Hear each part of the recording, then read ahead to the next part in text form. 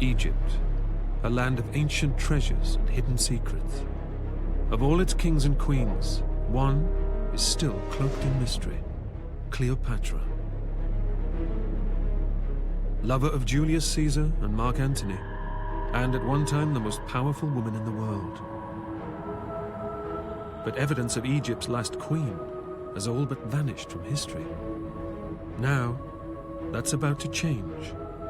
A maverick archaeologist has discovered a long-lost temple that played a crucial role in her reign. Are you ready to risk your life for Cleopatra? She's unearthed stunning artifacts. So tell me where the snakes are. Mysterious underground tunnels. And even a vast city of the dead. It's a wonderful necropolis. Look at that. They're fabulous. Finds that are helping to transform our understanding of this enigmatic queen. She was a mother, she was a wife, she was a queen, she was a goddess. Even more exciting, she's discovered hidden subterranean chambers. I can confirm to you something, that somebody is hiding something. And in the biggest breakthrough in the search for Cleopatra, she may even have found the final resting place of Egypt's last queen. It's a huge opening cut into the bedrock. When you do see them, they are the shafts that lead to tombs.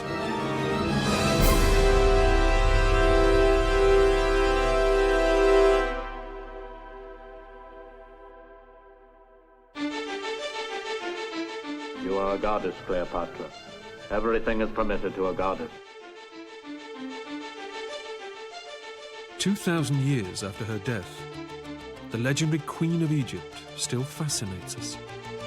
Cleopatra is a pivotal figure in Egyptian history. She comes from a background of the most turbulent, dramatic, soap operatic royal family there's ever been. The Cleopatra we think we know is the Hollywood version. But the real Cleopatra remains tantalizingly out of reach. Inevitably, you end up with more myth than history. Today, barely any traces of Cleopatra survive.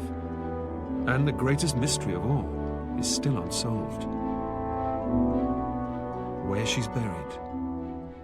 The truth is, we don't exactly know what happened, either around the time of her death or what happened to her body afterwards. But now there's a new twist in the story of Cleopatra. And it comes from a surprising source. Kathleen Martinez is a criminal lawyer from the Dominican Republic. But for the last 20 years, she's used her courtroom experience to turn Cleopatra detective. I don't think 100% as an archaeologist, because my first training is as a criminal lawyer. So I took Cleopatra as a case. Kathleen has had a lifelong fascination with Egypt's last queen. She believes that there's more to Cleopatra's life and what happened after her death than the legend lets on.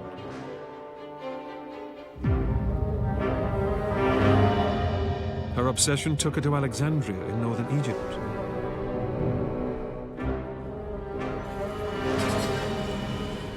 It was believed to be the site of Cleopatra's ancient capital. But that city sank beneath the waves more than 1,000 years ago. Archaeologists have found her palace here, and many believe her tomb must lie here too. But Kathleen has a radical new theory about where the queen was laid to rest.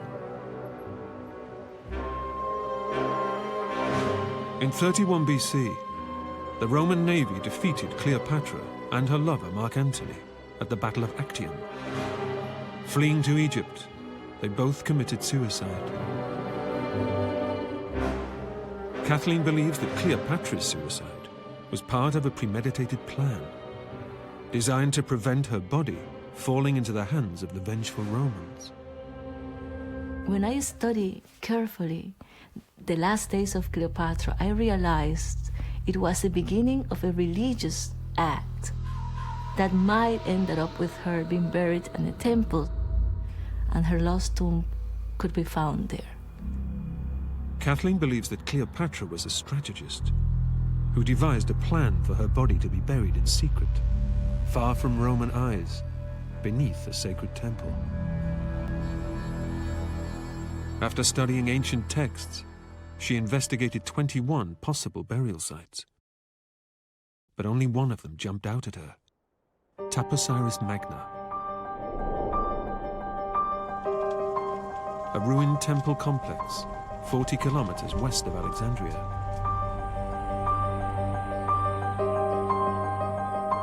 Kathleen suspected that this pile of ancient rubble dated back to the time of Cleopatra's family, the Ptolemies, but no one had been able to prove it. This is not a site that would have piqued the interest of the archaeological community, particularly any connection between the site and Cleopatra. This was news to me. Over the last century, several archaeological teams had dug here and found little of interest. But could Kathleen's hunch be right? Could this be the site of the lost tomb? My first reaction when I entered the temple was to laugh, because I knew I was in the right place. Unusually, the walls enclosing the site bear no inscriptions. Nothing to link it to any specific time or dynasty in Egyptian history. The most accepted idea about this temple, it was never finished. All the scholars believe it never functioned as a temple, and I believe they were wrong. Experts had written off Taposiris Magna as unfinished and unimportant. Kathleen was determined to prove that it was more than just an ancient building site. Nobody ever came to this site with a clear idea of what they were searching for. Most archaeologists were dismissive of the theories of this self-trained novice. I think Kathleen's ideas come across as very sensationalist. In the absence of anything really scientific, there was a lot of skepticism about her work. It's as though she'd ghosted in from nowhere. But the sheer scale of the site and its proximity to Cleopatra's ancient capital convinced Kathleen she was on the right track. If she could find the tomb of Cleopatra, there's no telling what secrets would be revealed of the Queen's life and eventual death. What people know about Cleopatra is what we have seen in the movies. She was a musician. She studied medicine. She wrote about law. There's so many qualities, and she did so much in a time where women were so restricted. While Roman poets dismiss Cleopatra as a manipulative temptress, medieval Arab writers paint her in a very different light, as a philosopher, scientist, and astute political leader. It's a view that's gained ground among scholars in recent years, and Kathleen is not the only one on Cleopatra's trail.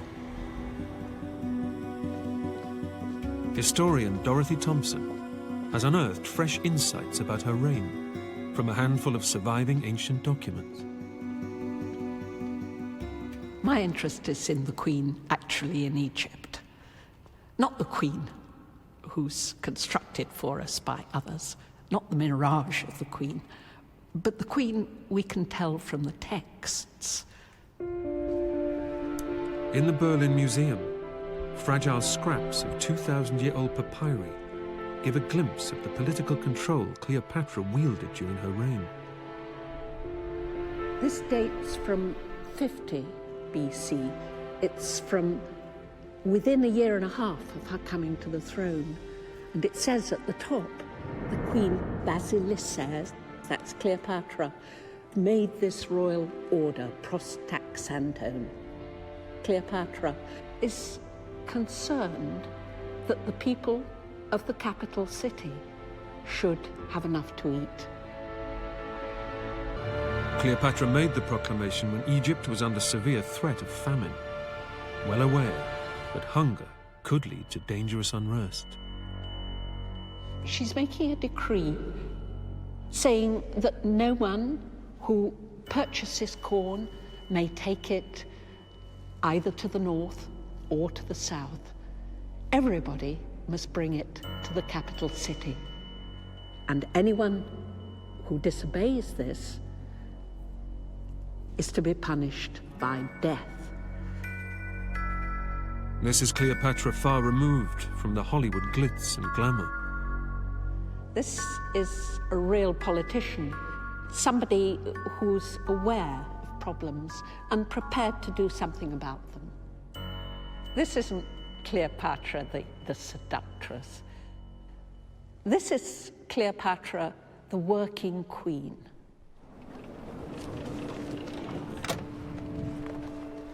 Before Kathleen Martinez could start her investigation at Taposiris Magna, she had to apply to the Egyptian authorities for permission to dig.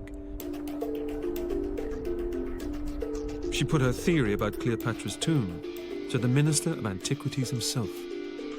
What made me to decide actually the excavation? Because she is a very stubborn woman. She is sure that the tomb is there. Kathleen was given just 2 months to prove she was onto something. She mounted a site survey and started her dig.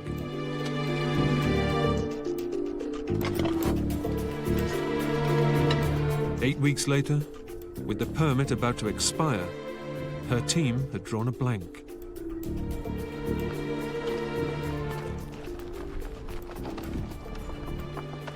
Everybody here at the site were disappointed. We didn't find anything. We didn't even find pottery or nothing. On the final day of the dig, in a last desperate throw of the dice, Kathleen spread her team out across the whole site. Not far from the north gate, she stumbled on a mysterious depression in the ground. We start cleaning, and then suddenly a small hole opened, and we start removing the sand, and we found it was a shaft. Kathleen had unearthed a hidden shaft, leading deep underground. It has holes to go down, like in ancient times. They never used a ladder.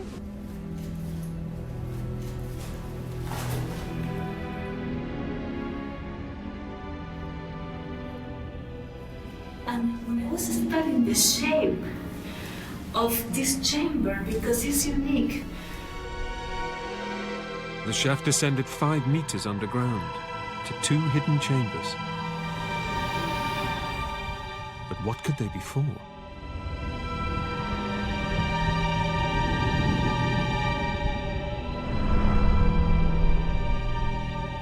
You can see traces of color. It was painted. It was an astonishing find. A subterranean level that previous digs by professionals had overlooked. It's possible the chambers were used for priestly rituals. But whatever their purpose, the find persuaded the authorities to extend Kathleen's permit. It was the happiest day of my life. Because of this shaft, we continue our search for Cleopatra. Let's start. Kathleen had proved there was much more to Taposiris Magna than meets the eye. But could it also conceal the long-lost tomb of Cleopatra?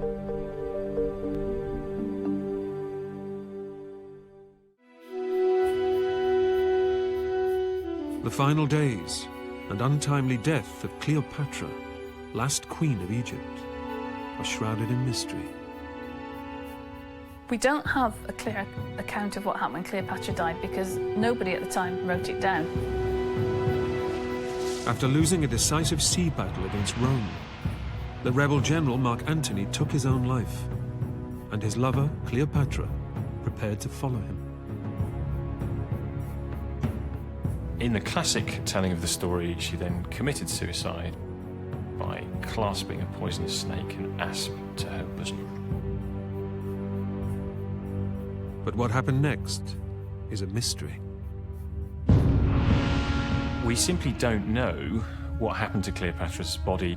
The events around her death are quite confused and conflicting, and they don't really give us any clear pointers as to where she was buried. Kathleen Martinez believes she knows. She thinks the lost tomb lies somewhere in the sprawling ruins of Taposiris Magna. I think if Kathleen Martinez were to find the tomb of Cleopatra intact, I mean, it would be a discovery on a par with Howard Carter's discovery of the tomb of Tutankhamun. During her second season on site, Kathleen turned her attention to traces of a building discovered by a previous dig. It was thought to be a temple dedicated to Osiris, god of the dead. But nobody knows who built it. There's very little left of the structure itself. But digging down, Kathleen made a major breakthrough. She discovered a set of extremely rare and fragile tablets. Well, this is the magical moment. Have to be very careful. They are made of clay and semi-precious stones like lapis lazuli and turquoise and glass. These rare artifacts are examples of foundation deposits. It's incredibly important, if you can, to find that foundation deposit, because that's what gives you your information about when the temple was first built. The inscriptions were faint, but legible. We can see the inscriptions are not clear. They are written in Greek, and it refers to Basileus Ptolemaeus, which means King Ptolemy. The tablets mark the temple's inauguration. Kathleen believes they were laid around 2,200 years ago by Ptolemy IV, Cleopatra's great-great-great-grandfather. Kathleen's finds stunned the world of archaeology. She had proved a direct link between the temple site and Cleopatra's family line. It strengthened her conviction that Cleopatra herself would have worshipped here. We were already proving with archaeological evidence that everything that was written about this temple was wrong. But dating the Osiris Temple was just the start. A few weeks later, extending her excavation north, Kathleen made another major find. I continued in this direction and I found this block. We continued cleaning and we found the remains of a wall. And then we opened to the north and we found the size of the building and it had a door. It was a second temple, and one which appears to bear the hallmarks of the cult of the goddess Isis. Isis temples can have 3 separate rooms, with one acting as the inner sanctuary. It's a perfect match, which suggests another tantalizing link to Cleopatra. To ancient Egyptians, Isis was the supreme female deity. Isis was a really important goddess to the Egyptians. She seemed to really resonate with ordinary people. And Cleopatra portrayed herself as the personification of Isis on Earth.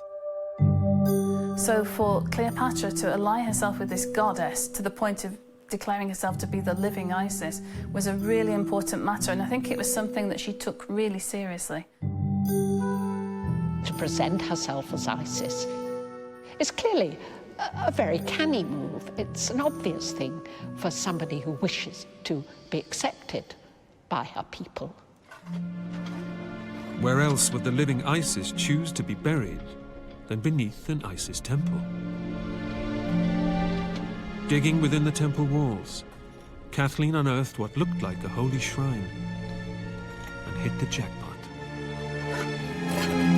We cleaned it inside, and inside the shrine, it has around 200 coins. Some of them were in very good condition, and we could see immediately it has Cleopatra's face. You cannot imagine the happiness when I discovered inside the sanctuary of Isis the face of Cleopatra in a coin. It was beautiful Cleopatra. At last, Kathleen was face to face with her heroine. The coin suggested the temple was still in active use at the time of Cleopatra's reign. We believe the coins were there as offering to the goddess Isis. Bronze coins from Cleopatra's reign reveal a canny ruler, keenly aware of the importance of her brand management. Cleopatra's ancestors had only put their faces on high-value silver coins used by the rich. But Cleopatra wanted her face seen and adored by all her subjects. What Cleopatra did that was new was introduce her own portrait onto this bronze low-value coinage. And that's an important step because it made sure that her image reached a much broader public. Anybody conducting a day-to-day transaction with a coin like this would be confronted with Cleopatra's image.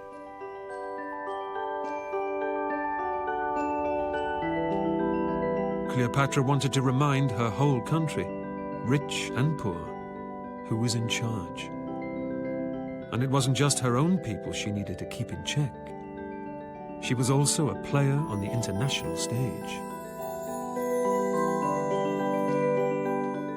At the Berlin Museum, historian Dr. Dorothy Thompson has studied a second ancient text, which reveals Cleopatra trying to gain allies in Rome. It's an agreement by the Queen that a Roman, and this is the real interest of the text, that a Roman is being given very significant tax concessions. Right down at the bottom of the text is the one word, "genesto." In English, that means, so be it, let it happen. Cleopatra's seal of approval for the decree that's recorded above. The instruction is written differently to the rest of the document, prompting speculation as to who might have written it. The exciting question is this Cleopatra's own hand that's used here? It would be nice, wouldn't it, if she'd written that? But we can't really be sure.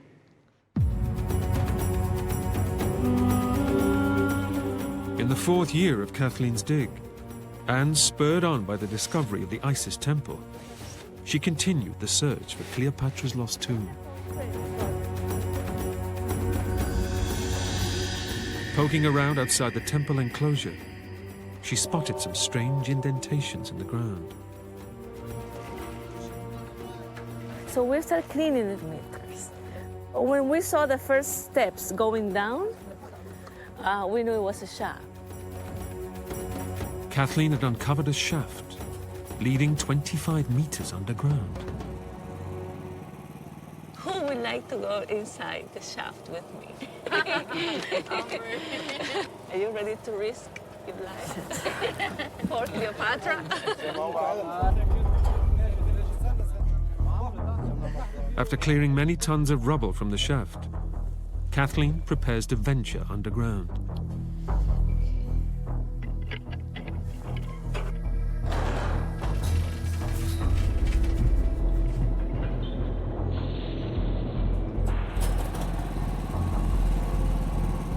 Yalla, yalla, yalla. Put your hands on the wall. Okay, fine. Okay.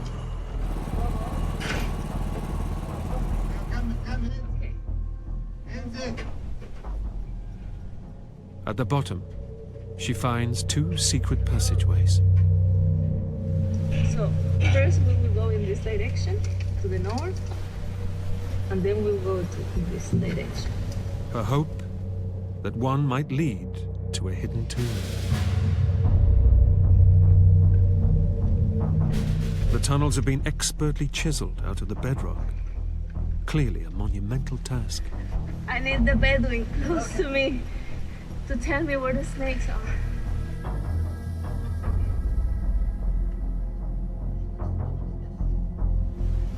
Can I have the lights here? You see, it has the steps going down in this. Along the passageway, she finds more vertical shafts leading down from the surface. Why they need several entrances? Why? Because anybody can find or discover the entrances. So please do it carefully. But there's no sign of a tomb. But amid the debris, she stumbles on more clues. Yeah. Look. It's part of the temple. The stone bed. After 60 meters, the passageway narrows, and the team hits a dead end.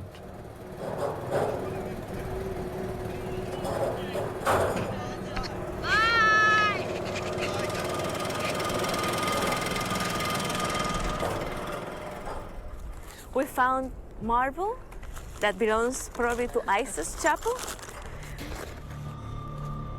And the pottery will help us to date exactly when the tunnels were refilled. Even more exciting, Kathleen has also recovered some human remains. We found skulls, a skeleton. But who they were and what they were doing here is a mystery.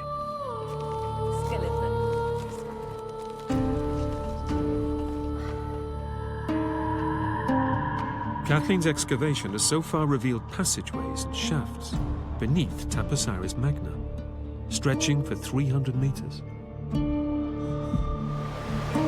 It all helps to reinforce her original hunch that Cleopatra's tomb could be hidden somewhere underground.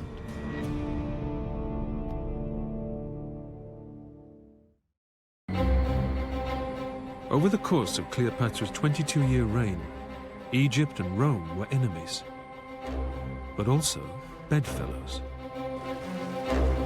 In 48 BC, just 3 years after Cleopatra came to the throne, Julius Caesar conquered Egypt. He and the 20-year-old queen became lovers.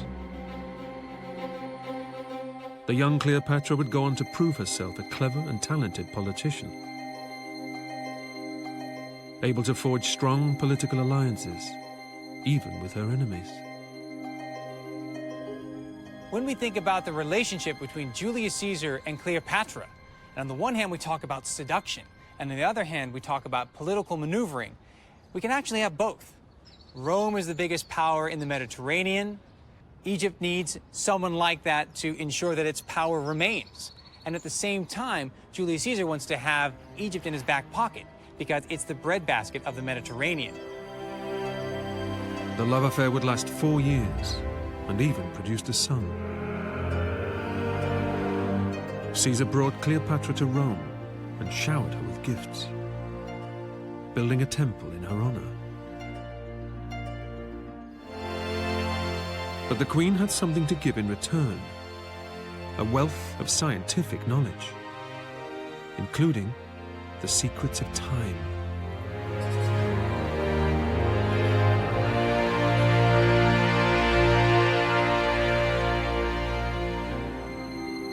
In Caesar's day, the Roman calendar was based on the phases of the moon. But the 28-day lunar cycle meant the months and seasons drifted each year. You didn't have a fixed number of days per year. Sometimes the whole system can get out of whack. But Cleopatra came from a seat of great learning and knowledge. The Egyptian calendar was based on Earth's journey around the sun. Now, Caesar embraced this idea. by adopting the practices of the astronomers under Cleopatra in Egypt. Julius Caesar finally had a solar cycle system based upon the movement of the sun. It gave Romans stability, 365 days a year, and every fourth year you have a leap year. This is the modern calendar cycle. Julius Caesar brought it to Rome, the empire, and the world. In 44 BC, Caesar's reign came to an abrupt end with his murder. And Cleopatra fled back to Egypt. Kathleen Martinez thinks the queen may have found solace in her temple at Taposiris Magna.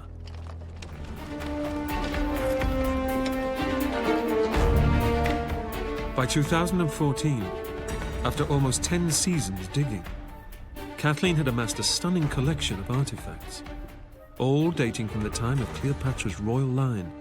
This is one of my favorite artifacts, the bust of this Ptolemaic queen. So this is a liner to do the makeup in the eyes. You can see it's a weight. They were selling something. This is the bust of Alexander the Great. This is a penis, belonged to Egyptian god of fertility. The artifacts were building up a picture of an important temple site.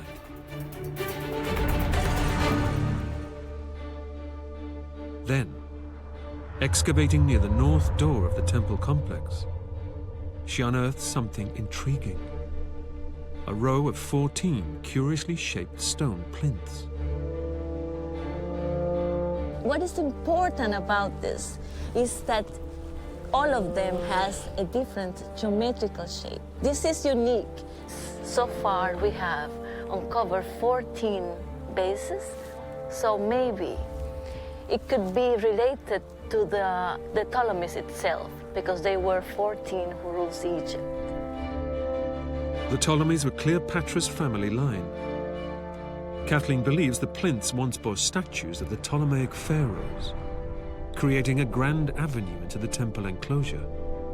That would make Taposiris Magna a highly important site and a fitting spot for the tomb of a queen. No, I guess it's Latin. It looked like it's Latin, and it has. And Kathleen's theory that Cleopatra is buried here was about to get another significant boost. In February 2015, digging in the rubble behind the plinths, she stumbled upon something extraordinary.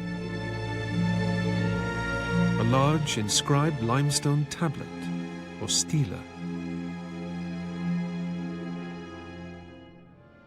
In an echo of the world-famous Rosetta Stone, the inscription appears in both hieroglyphic and demotic, the everyday written language of ancient Egypt. Can you believe that this piece of block has changed the history of Taposiris Magna? I already named Stela Magna. The stela dates from 7 years into the reign of Ptolemy V, so it predates the Rosetta Stone by 2 years. The inscription proved the site was linked to the goddess Isis, who Cleopatra claimed to embody on Earth. The decree by Ptolemy V is a declaration of Taposiris Magna as a religious center for Isis, for worshiping Isis, and the land, it was considered a sacred land. And everything around the temple was used to worship Isis. This is an important text.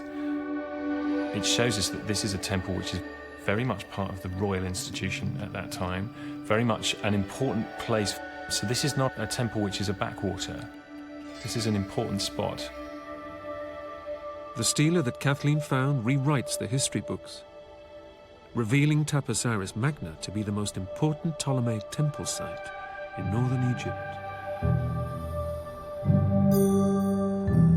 It's so important for the Ptolemies that was the most important center of adoration of Isis in the north. The evidence was mounting that Cleopatra herself could have been a frequent visitor. But is she buried here? Kathleen decided to extend her search beyond the temple walls. 500 meters east, close to an ancient monument in the shape of a lighthouse, she spotted unexplained sunken areas in the desert floor. Well, we started excavating here, close between the lighthouse and the temple. And we uncovered the first steps.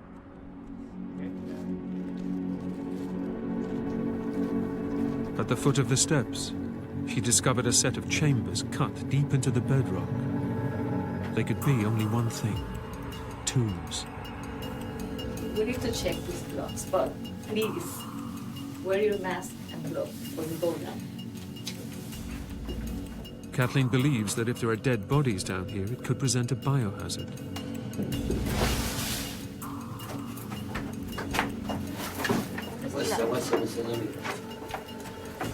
Let's see. I want to show you.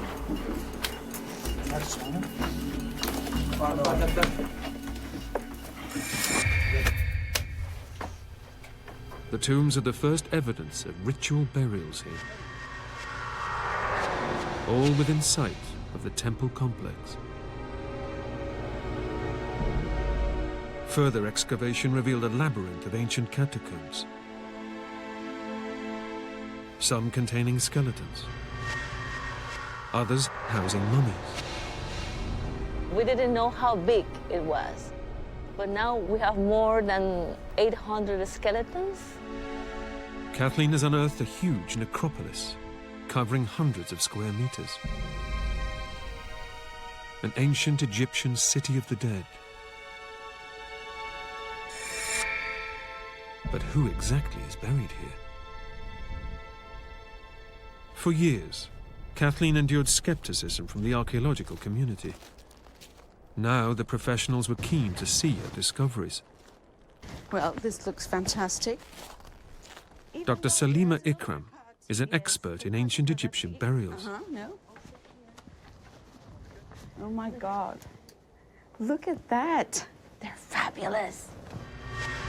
The skulls of some of the mummies Kathleen unearthed had been encrusted with gold. Here, you've got all this gilding on them. What you do is you coat the face with this sort of oil resin mixture, sometimes even with beeswax, and that gives you a very tacky substance. And then you have these small squares of gold leaf which you can just attach, and sometimes they overlap. The people buried here were clearly wealthy. But gold plating the skulls wasn't just about decoration. During the later Ptolemaic and early Roman period, we noticed that mummification is not so well done. So lots and oils and unguents are poured over the body. You have fancy wrapping, you have glittery, gold and this and that to sort of make up for the fact that you're not quite sure as to what you're supposed to do. Everything about the site, including the poor quality mummification, suggests the burials date directly from the time of Cleopatra. It's a wonderful necropolis, which is still filled with all kinds of goodies and, bodies to be found. Being so close to the temples of Isis and Osiris would have made it a highly auspicious burial spot. It's a holy place, it's a sacred place, it's a significant place. So people wanted to be buried here. Anyone who was buried here was definitely having a straight shot to eternity. The importance of the burial site convinces Kathleen that she's closing in on her ultimate goal, the tomb of Cleopatra herself.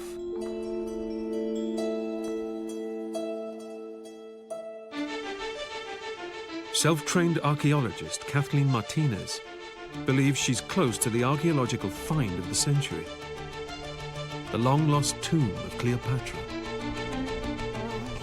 I think if Kathleen found the tomb of Cleopatra intact, she would be elevated to the status of the most famous archaeologist in the world. Kathleen had already discovered a series of unexplained shafts and tunnels underneath Taposiris Magna, and she's still convinced that it's here that she'll find the tomb of Egypt's last queen. But is there any evidence that ancient Egyptians buried their rulers beneath temple sites? In 2014, archaeologists at the Ramesseum, an ancient temple complex in southern Egypt, found something intriguing. A shaft leading underground, containing ritual burial items from a royal tomb. This sensational discovery was of a princess, Karamama, who was an extremely high-ranking priestess. Karamama's tomb predates Cleopatra's reign by 900 years. But did Cleopatra revive an ancient royal tradition to be buried beneath Taposiris Magna? It's very possible Cleopatra could have been buried in a similar shaft underneath a temple. There are actually quite a lot of examples of high-status, royal even individuals, royal women in particular, being buried in shaft tombs within temple complexes. I will go down. Close by the west gate, Kathleen discovered a chamber not far beneath the surface. Inside it, the remains of a woman. We found the skeleton of this woman who was carrying a baby. Analysis of the bones reveals the pregnant woman is too young to be Cleopatra. This woman is still a puzzle for us because we don't know what happened to her. The skeleton is a breakthrough. It's the first indication that burials did take place inside the temple. And Kathleen's hunt was about to take a thrilling turn. In the northwest corner of the site, the team unearthed some steps.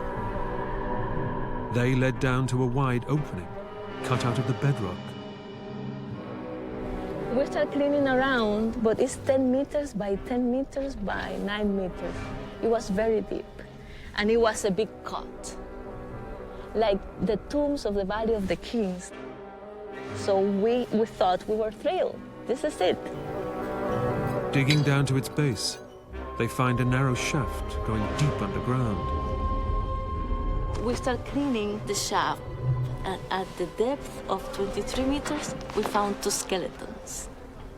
And that makes us still more excited.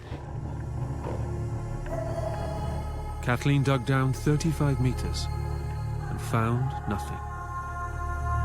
But according to Egyptologist Chris Naunton, a deep, wide opening like this with a shaft at its base usually means one thing.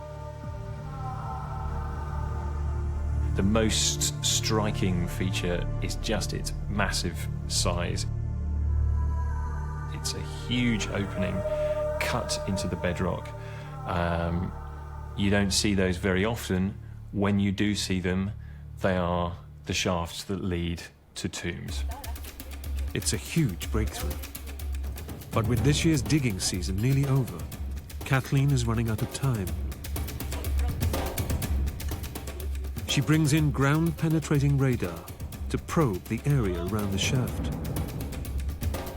Her aim, to see if there are any chambers hidden behind its walls. We're trying to use the geophysical methods to help the people work in the archaeology to find where is the mummy of Cleopatra. The results are exciting.